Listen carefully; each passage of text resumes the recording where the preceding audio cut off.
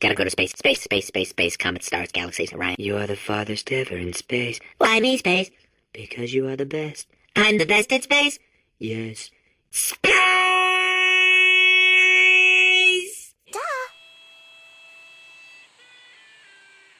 This is an episode that I've been looking forward to tackling for quite some time. Based on the responses and fan feedback I've found from searching around on various websites, a lot of people seem to hold this in high regard as one of the best episodes of the reboot. A lot say it's great because of the song reference, some say it's thanks to the conflict it presents, and others chalk it up to the particularly relatable narrative. Overall, it's got some support backing it in the same way that Powerpuff did for season 1, which was an episode that got a lot of praise for things I didn't necessarily agree with. But where do I stand with this one? Well, I guess that's what we're gonna find out in this video, isn't it? So, without further ado, let's roll, shall we? No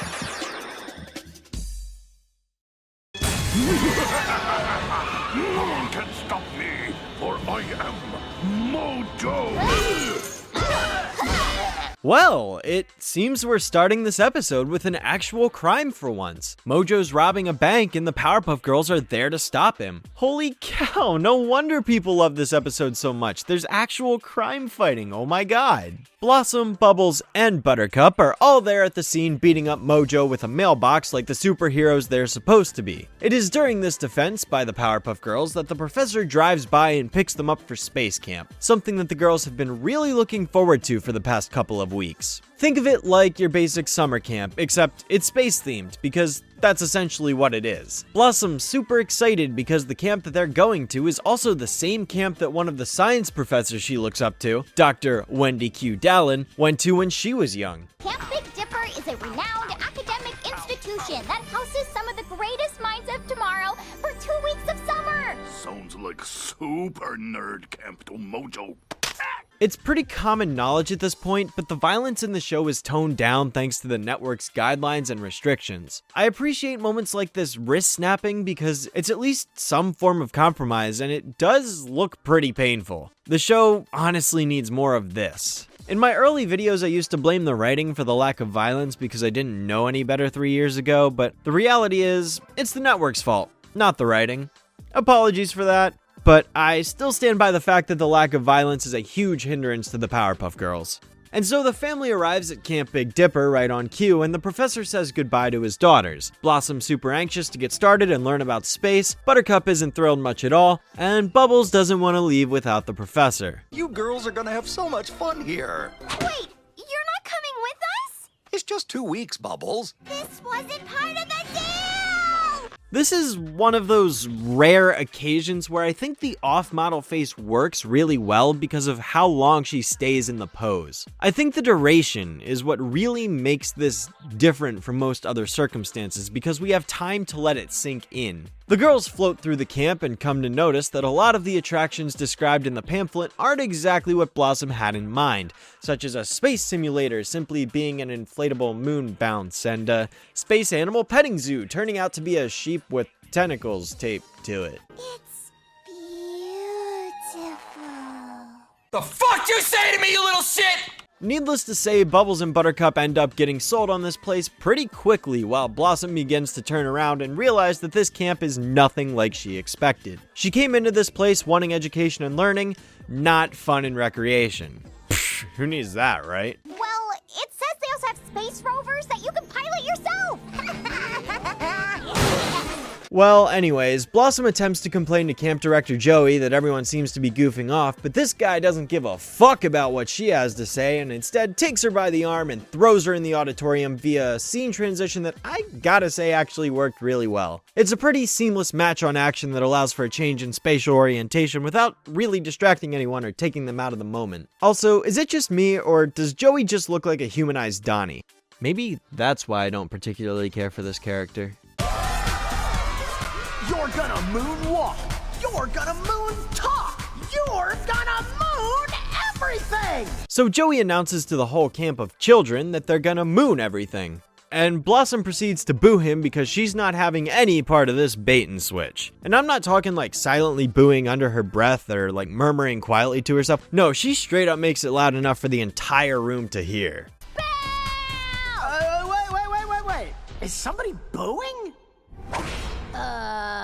She meant booyah! Booyah!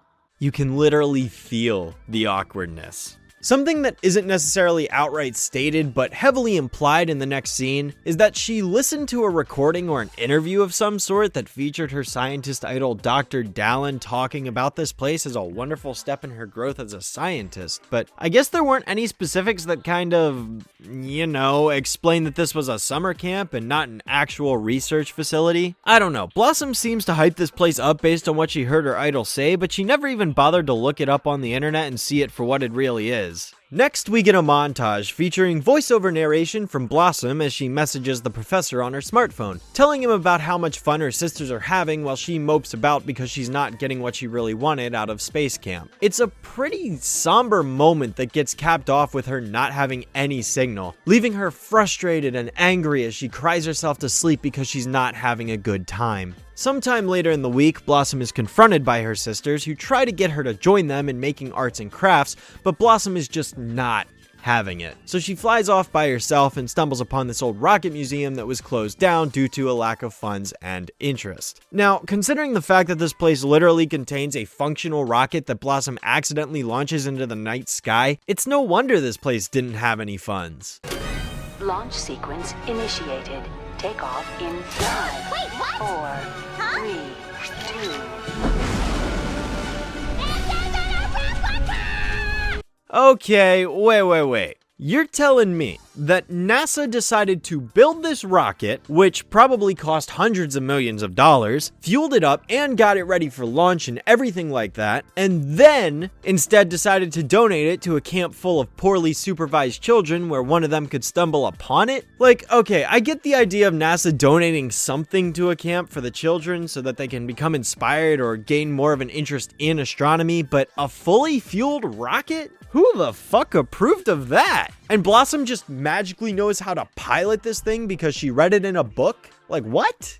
Honestly, I'm more surprised the other kids who witnessed this don't get burned or choke on the immense exhaust fuming out of the rocket as it launches into space. But yes, Blossom finally gets what she's been searching for this whole time and looks out on the vast reaches of space at all the different planets and stars in the far off distance. She's totally in awe of the beauty of the final frontier, but that awe quickly fades after she realizes just how alone she is. Now, with all of this going on, personally, I think this is great. However, Blossom's turnaround and realization that she misses her sisters happens a little too fast. I mean, like, she gets into space and instantly realizes that she's unhappy. The scene could have used a little more time here where she was excited and happy that she's really getting to do what she's wanted to do this whole time before jumping to this instant conclusion. Yeah, I understand we've got an 11-minute time limit to fill, but some of the earlier stuff could have easily been shortened so that Blossom had more time to herself before realizing how alone she truly is. It is at her lowest moment here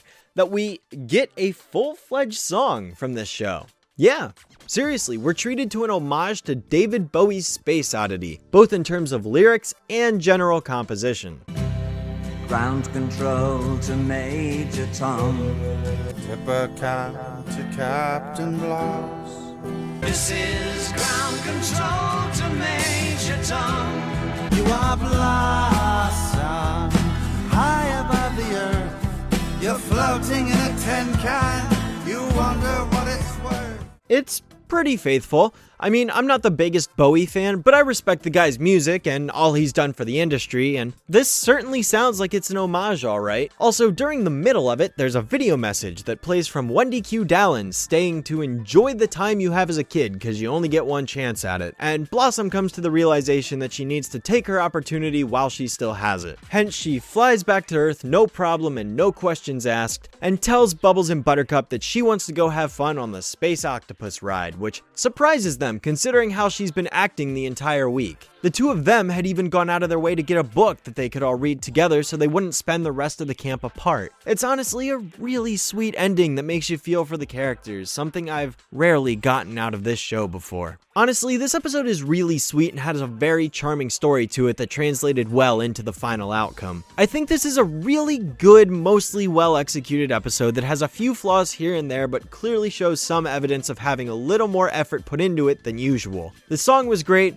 the visuals that went along with it were fine, and it had a story that I could totally connect with. When I was younger, kid camps like this were made out to be way cooler than they actually turned out to be, and I was always disappointed when I went to them as a result because my hopes had been gotten up so high, similar to Blossom's here. I'd always imagined these experiences that my parents or friends or teachers or whoever would describe to me as being these grand, epic places to go until I actually found myself there and realized it wasn't at all what I expected it to be. It was learning experiences like that that ultimately led me to never let my expectations for something like this get so high so that I'd actually enjoy the experiences more. Maybe that wasn't the proper lesson to get out of those situations, but it's what I ultimately taught myself, and it's worked out better ever since. Oh, and I also learned that I'll never lie to a child and get their hopes higher than they should be, otherwise this is likely to happen to them too. Better to keep them in the dark and leave everything as a surprise rather than let the child's imagination roam so wild that they begin to believe that they're going to experience something far greater than it actually is. That way they don't know what to expect and ultimately enjoy what is there even more. But hey, that's just how I see it. I don't expect everyone to agree with me. If you think about it, Home Sweet Homesick is basically everything Painbow should have been, because it's the same lesson done right, only with the opposite point of view. Unlike Buttercup, who never wanted to work and only wanted to play, Blossom only wanted to work and never wanted to play. In both of these episodes, the ultimate moral to be interpreted is that there's a time for work and a time for fun. Too much of one thing and not enough of the other tends to not be very good for you. Maybe not in every case, but a good majority of them. The most negative thing I can really say, besides the stupidity of the NASA worker who signed off on donating a fully fueled rocket to a kid's summer camp, is that the title doesn't really fit the narrative per se. I mean, it does match Bubbles' feelings at first with her unwillingness to leave the professor, but Blossom never really gets homesick in the episode. She just isn't satisfied with what's happening because it didn't meet her expectations. The only real reference to any sign of homesickness is possibly her message to the professor, but that isn't really a case of her asking to come home. She's just filling him in on what's been going on so far. Yeah, maybe it's implied that because she isn't enjoying her time there, she really wants to leave, but she doesn't ever mention that she wants to go home. She just constantly harps on how this isn't what she wanted or expected. And she certainly doesn't treat this camp as her home until the very end when she finally realizes that she should go have fun. The episode's not really about being homesick, but rather having too high expectations and getting disappointed because of them. But that's really about all I have to say. The title notwithstanding, I'm with the majority. 'Tis a good episode, without a doubt. Shadow Streak approved.